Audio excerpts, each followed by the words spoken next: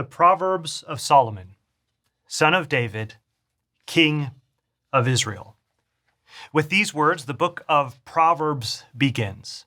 And the book of Proverbs will go on for 31 chapters to give us advice about the way that life should work, the way that one orients themselves to the world, the way we should think about this or that, the way we should process through this subject or that subject. But I think in our world today, it's very easy to think about Proverbs as a bunch of life hacks, right? You want to do life a little bit easier? Why don't you do these things? You want to make your life a little bit simpler in this area? Here's 10 tips for improving your skills in this area, or 10 hacks to make your morning routine go better, or here's some ideas for preparing your day so that you're set up for success. And while I think all of those things are fine, I think our culture does a great job at providing some of these things for us. This is not exactly what the book of Proverbs is about. This is not a book of life hacks. This is not a book about simple tweaks that you can use to improve your life or to make your life a little bit better. Instead, this is a book about the wisdom way of life. It's a book about orienting all of yourself, all of your being to the way of wisdom, so that you might walk in this way and you might find life as you do it. The text says in Proverbs chapter 1, verse 1, that this was written by Solomon. Solomon, we know, was a king of Israel, the son of David. He was, it seems that the scriptures record for us, perhaps the wisest person who ever lived before Jesus. He had all sorts of wisdom. And we remember this one moment, right, when Solomon is there praying with the Lord and the Lord appears to him at night. He's offering that sacrifice. God appears to him and says, "What do you want, Solomon? I'll really give you anything you want." And Solomon could ask for wealth. He could ask for fame, but he doesn't. Instead, he chooses to ask for wisdom. And the Lord grants him wisdom along with wealth and fame as well. But it's Solomon's gift of wisdom that seems to be passed on here to us. Now, some people think this was written just in the tradition of Solomon's wisdom. So perhaps Solomon himself didn't pen all of these words, but I don't necessarily see any reason to doubt that Solomon wrote these words. They seem to be instructions from a father to a son, from a parent to their children. And while we do see lots of similarities here in the Proverbs to other pieces of ancient wisdom, whether it be from Egypt or other places in the ancient Near East, it seems to me to be no problem for Solomon himself to have pulled wisdom from some of these different cultures as he tried to compile them together and present them to us. So for me personally, I think that these are from Solomon himself. I'm not sure it makes too much of a difference if you think somebody else wrote it. But what it is it's the words of Solomon, this wise man, to tell us how to live. We're calling this series The Wisdom Way of Life.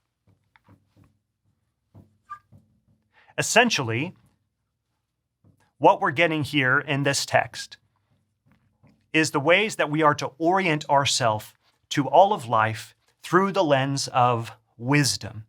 We could see life through a bunch of different lenses, right? We could go through life thinking about different lenses by which we might view everything else around us. But what the book of Proverbs is trying to give us here is a wisdom way of life, a wisdom lens through which we might see the world around us. Now, it does this in several different ways. In the first 9 chapters of Proverbs, we actually get something a little bit different than we do in the rest of Proverbs. In fact, when I say Proverbs, probably what comes to your mind is one of these short, pithy sayings or maxims that we often quote. We often use them in sermons. We often put them on signs or use them perhaps as a screen for our phones or a backdrop for our computers. These short, simple sayings that are packed with a lot of wisdom. And while that does take up a whole lot of Proverbs, what we get in Proverbs 1 through 9 is a little bit different. Proverbs 1 through 9 actually contains 10 different lessons of the Father instructing the Son.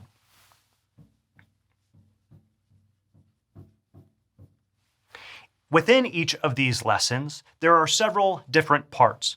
They each begin with an introduction.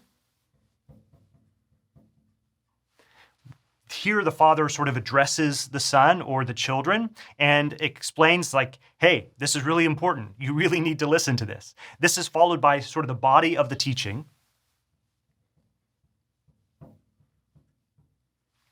And then, after we get the whole sort of content of the teaching, usually the Father comes back around in the end and includes some sort of summary.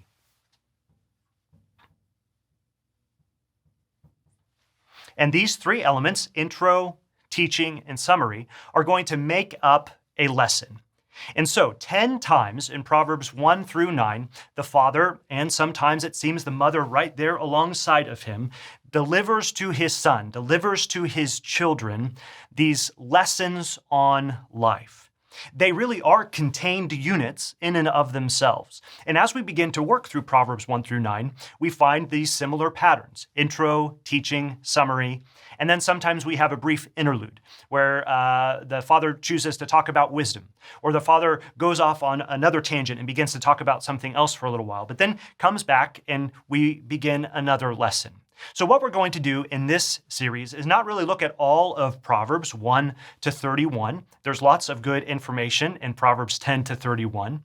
But what we're doing in this session, in this series, is we're going to be looking at the 10 different lessons that the Father gives to his children in Proverbs chapters 1 through 9. What this means is we'll just move from lesson 1 to lesson 2 to lesson 3 to lesson 4. And because of that, we'll end up skipping some of the content of Proverbs 1 through 9. In other words, we're not going to work verse by verse through all of Proverbs 1 through 9, but we will work verse by verse through every one of the 10 lessons here. I think this is a helpful way for us to sort of orient ourselves to hear the message of what the Father was trying to encourage his children with in Proverbs chapters 1 through 9. If we can frame ourselves up like the Father is trying to get us to do, then I think we're actually set up well to hear the rest of Proverbs. We're set up well to be able to notice the way that we need to orient ourselves to life. We'll be equipped to wear wisdom's glasses, if you will, the lenses of wisdom, so that we might be able to see life around us. The reason that I appreciate Proverbs, and I've come to appreciate Proverbs more and more through the years, is because Proverbs is not simply a picture of life as a black and white reality. In fact, I think one of the best ways for us to process through this is to think about a couple Proverbs themselves. Proverbs chapter 26, verses 4 and 5. These are some of my favorite Proverbs. Let me just read it to you. Here's what Proverbs 26, verse 4 says. Don't answer a fool according to his foolishness, or you'll be like him yourself. It's a good word. Here's Proverbs 26, verse 5. Answer a fool according to his foolishness, or he'll become wise in his own eyes. Do you hear that? It's two contrasting pieces of advice about what to do with a fool. One says, answer the fool according to his foolishness. One says, don't answer the fool according to his foolishness. So which one is it? Well, maybe the writer of Proverbs was confused. Maybe the writer of Proverbs was an idiot. They didn't even realize they were saying two separate things. I think that is pretty far-fetched. I think a more realistic possibility, a much more realistic possibility, is that both things can be true, and it just depends on the situation you find yourself in. In other words, the Proverbs is not trying to give us a simple answer to all of life. It's trying to tell us that sometimes situations are very complex. And I think, actually, the book of Proverbs recognizes the complexity of life and challenges us not to just use a simple answer to go in there and know what to do in any and every situation, but rather it helps us realize that when we are in a single moment, when we are in a single situation, we have to size it up to try to decide what is the wisest thing to do here. And this is a difficult task. This calls for assessing the whole scope of the situation. In other words, if I'm speaking with a fool, I have to make up my mind. Is this someone who I think would be wise in his own eyes if I don't say anything? And perhaps if I say something, he'll recognize that he lacks wisdom? Or is he one of these fools who, even if I say something, I'll just sound like him myself? I have to decide in the moment what wisdom requires. And this, I think, is what Proverbs presents to us. It's a recognition, I think, that life is very complex. And because of that, we think about life through the lens of wisdom. And so, this is what we're getting here in Proverbs chapter 1 through 9, both a hermeneutic, a way of interpreting life and interpreting Scripture, but we also get characters. And this is the other element that I think occurs all throughout Proverbs 1 through 9 that's very interesting.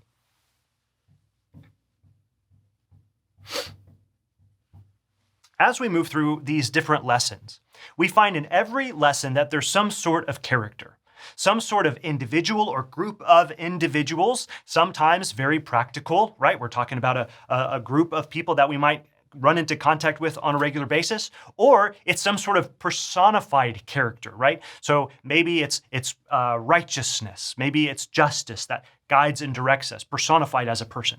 Maybe it's even our body parts, right? These different body parts and how they are playing a role in our life. But I think as we're going through Proverbs 1 through 9, every one of the lessons includes these characters. I think what the Father is trying to do is he's trying to paint a realistic picture of life, maybe a little bit exaggerated at times, and we'll see that as we jump into some of these lessons. The Father has a flair for the dramatic, and I love it. I think it's absolutely fantastic.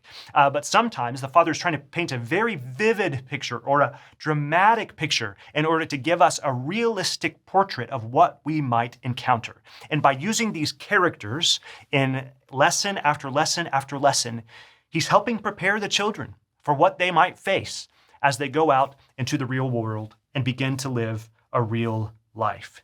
These 10 lessons, I think, prepare us, the reader, for the complexities of life. Now, the Proverbs begin, as we started, the Proverbs of Solomon, son of David, king of Israel. The word there for proverb is the Hebrew word mashal, and this just means a well-known saying. And Bruce Waltke describes it as a well-known saying that has currency among those who fear the Lord. Proverbs or maxims in our culture are often these words that, these phrases that have popular currency. In other words, they resonate somehow, right? They are things that we say, things that we pass on, wisdom from one generation to another about the way that life works. They have popular currency. The difference with a mashal, the difference with a proverb, biblically speaking, is that these don't have currency just among general culture and popular culture, but these have currency among those who actually fear the Lord, which we'll see is a very important piece of all of this. And so, as it begins, the Proverbs of Solomon, son of David, king of Israel, we then get 5 different Hebrew infinitives of purpose. This just means 5 different verbs that say it's in order to do this, in order to do this, in order to do this. We get 5 times here that we're given these infinitives that tell us what the Proverbs are meant to do. And they do lots of different things. So, verse 2, for learning, wisdom, and discipline. Learning in Scripture, in my opinion, seems to happen through experience. It's not just something you encounter on a one-off, but rather this is something that you actually experience for yourself. You don't sit in a classroom necessarily and learn wisdom. Wisdom is learned through all of life as you begin to actually experience things for yourself. And discipline or correction is what it says.